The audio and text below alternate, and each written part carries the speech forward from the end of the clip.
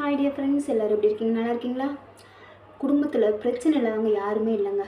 ஆனால் நம்ம பேசினாலும் பிரச்சனை வருது, பேசலைனாலும் பிரச்சனை வருது, நின்னா பிரச்சனை, உட்காந்தா பிரச்சனை, எது செஞ்சாலுமே பிரச்சனையாக தான் வருது. ஏதாவது ஒரு காரணத்தை வச்சு பிரச்சனை வந்துடுது. நம்ம என்னென்னா யார்கிட்டையும் பேசினாலும் பிரச்சனை வருது, பேசாமல் ஒதுங்கி போனாலுமே கூப்பிட்டு வச்சு பிரச்சனை பண்ணுறாங்க. அதை வந்து நம்மளால் சமாளிக்க முடியல அப்படிங்கிற ஒரு சிலர். இன்னொருத்தவங்க பார்த்தோம்னா எப்படிப்பட்ட பிரச்சனைகள் வந்தாலுமே அதை ஈஸியாக சமாளிச்சுட்டு போகிறவங்க, அவங்க ஒரு பக்கம். சரிங்களா? இப்போ இந்த 2 பேத்துக்கு இடையில் பிரச்சனை வந்துச்சுன்னா அதை சமாளிக்க தெரிஞ்சவங்களும், பிரச்சனை வருது அதை எப்படி சமாளிக்கிறதுன்னு தெரியல அவங்களுக்கான இந்த வீடியோ தான். அதனால் ஸ்கிப் பண்ணாமல் ஃபுல்லாக பாருங்கள், ஓகேங்களா? இந்த பிரச்சனைகள் வருது அப்படின்னா என்ன பண்ணோம், பிரச்சனையை உருவாக்குறது என்னென்னா, இப்போ வந்து யாராவது கூப்பிட்டு நம்மளை பேசுகிறாங்க, நம்மக்கிட்ட பேசுகிறாங்க அப்படின்னா அவங்க ஒரு வார்த்தை கேட்டால் நம்ம 10 வார்த்தை பேசுறது. யாராவது ஒருத்தரை பற்றி ஒரு வார்த்தை ஏதாவது ஒன்று சொல்கிறாங்கன்னா அவங்கள நமக்கு தெரிஞ்ச விஷயத்தை பூரா, அவங்கள பற்றி நம்மளுக்கு என்னென்ன விஷயங்கள் தெரியுமோ அதை பூரா வந்து அவங்கக்கிட்ட சொல்கிறது. இப்போ வந்து என்னென்னா, இப்போ அவங்க ஒரு வார்த்தை கொடுத்து அதை என்ன சொல்லுவாங்கன்னா, நம்ம வாயை கொடுத்து மாட்டிக்கிற மாதிரி. இப்போ அவங்க ஒன்று சொல்கிறாங்க அப்படின்னா அதை நம்ம 10 வார்த்தை சொல்கிறோம். அப்போ நம்மக்கிட்ட போட்டு வாங்குறாங்க. இந்த டெக்னிக் வந்து அவங்க யூஸ் பண்ணாங்க. அதை நம்ம புரிஞ்சிக்காமல் வந்து நம்ம அவங்கக்கிட்ட வந்து உண்மை பூரா சொல்கிறது. இதனால தான் நம்ம மாட்டிக்கிறோம். சரிங்களா? இதனால தான் நம்மளுக்கு பிரச்சனையே வருது.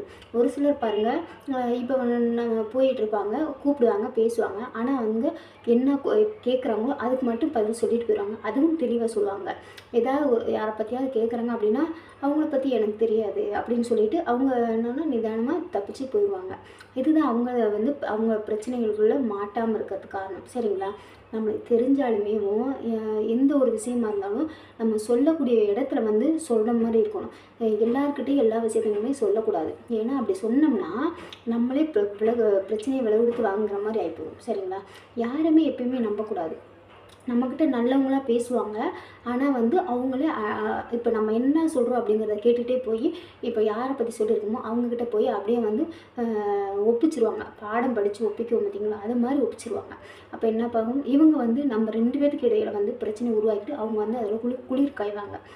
அவங்களுக்கு அதில் ஒரு சந்தோஷம். இப்படிப்பட்டவங்க இருக்கவங்கள்ட்ட நம்ம வந்து விலகி இருக்கிறது தான் ரொம்ப நல்லது. அவங்கக்கிட்ட பேசாமல் இருக்கிறது தான் நல்லது. அவங்க கூப்பிட்டு பேசினாலும் வந்து என்னான்ட்டு போயிடணும். அவங்க நல்ல அன்பாக அக்கறையாக கூப்பிட்டு பேசுகிறாங்க அப்படிங்கிறதுக்காக நமக்கு தெரிஞ்ச விஷயங்களை பூரா உளறி கொட்டக்கூடாது. இப்படி உளறி கொட்டுறதுனால தான் நம்ம பிரச்சனைகளில் போய் மாட்டிக்கிறோம். அதிலேருந்து வெளியில் வர முடியல. ஏன்னா உங்களுக்கு வந்து தெளிவான முடிவு எடுக்க தெரிஞ்சுன்னா எதுக்கு நீங்கள் போய் எதையும் அவங்கக்கிட்ட சொல்கிறீங்க? உங்களுக்கு வந்து அந்த என்ன சொல்கிறது, புத்திசாலித்தனமாக வந்து நீங்கள் மாறிக்கணும். சரிங்களா? இதில் வந்து நீங்கள் வந்து வெகுளியாக இருக்காதீங்க. வெகுளித்தனமாக இருந்து தெரிஞ்சது பூரா சொன்னீங்கன்னா அது உங்களுக்கு தான் பிரச்சனையாக முடியும்.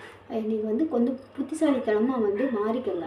எந்த இடத்துல எப்படி பேசணும், யாருக்கிட்ட எப்படி பேசணும் அப்படிங்கிறத புரிஞ்சுக்கோங்க. புரிஞ்சுக்கிட்டால் தான் நம்ம வந்து எந்த ஒரு பிரச்சனையுமே மாட்டாமல் இருக்கலாம். பிரச்சனையே வந்தாலும் அதிலேருந்து ஈஸியாக வந்து நம்ம தப்பிச்சு போக முடியும். சரிங்களா?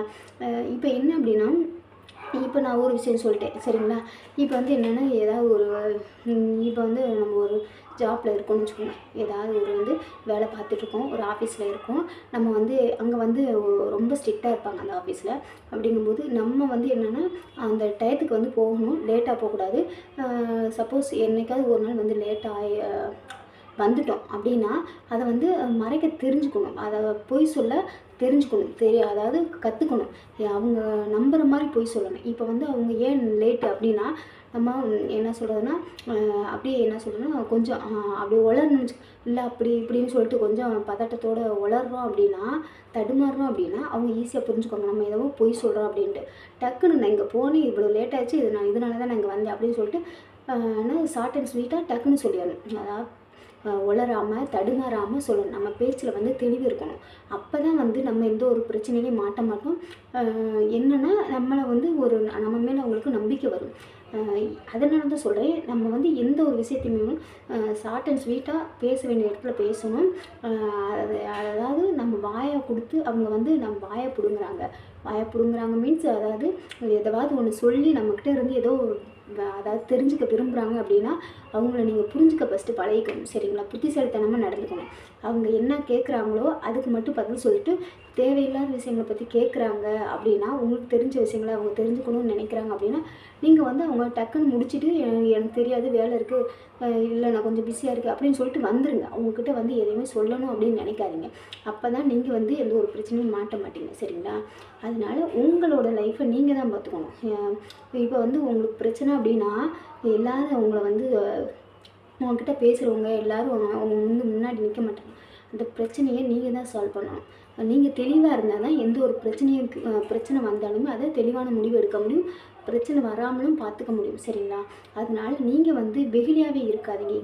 எந்த ஒரு செயல் பண்ணாலுமே வெகுளித்தனமாக பேசாதீங்க. வெகுளித்தனமாக யார்கிட்டையும் போய் பேசாதீங்க, யார்கிட்டையும் போகாதீங்க, உட்காராதீங்க.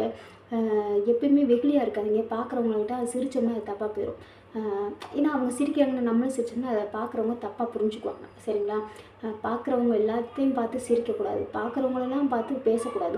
எல்லோரும் நமக்கு தெரிஞ்சவங்கன்னு சொல்லிட்டு நம்ம பேசுவோம். அவங்க வந்து நம்ம தெரியாத மாதிரி விலகி போயிட்டாங்கன்னா நம்மளுக்கு தான் அது ஒரு அசிங்கமாக போயிடும் சரிங்களா. அவங்க பேசுகிறாங்கன்னா நீங்கள் பேசுங்க, அவங்க பேசலைன்னு நீங்களும் பேசாமல் இருங்க. வெகுளியை எல்லாத்தையும் நல்லவங்கள நம்பாதீங்க. எல்லோரும் நல்லவங்க, எல்லோரும் வந்து என்னன்னா நம்மளுக்காக நல்லது மட்டும்தான் பண்ணுவாங்க அப்படிங்கிற ஒரு நம்பிக்கையை வளர்த்துக்காதீங்க. எல்லாருமே நல்லவங்களா இருக்க மாட்டாங்க, அதுக்காக எல்லோரும் கெட்டவங்களா இருக்க மாட்டாங்க. புரிஞ்சு நடந்துக்கணும். யார் எப்படி நல்லவங்க யார் கெட்டவங்க யார் அப்படிங்கிறத புரிஞ்சு நடந்துக்கணும். நம்மளோட சூழ்நிலைக்கு தகுந்த மாதிரி நம்ம பேச பழகிக்கணும் சரிங்களா. எப்பயுமே ஒரே மாதிரி இருக்கக்கூடாது. வெகுளியாக இருந்தோம்னா நம்மளை ஈஸியாக ஏமாற்றிட்டு போயிடுவாங்க.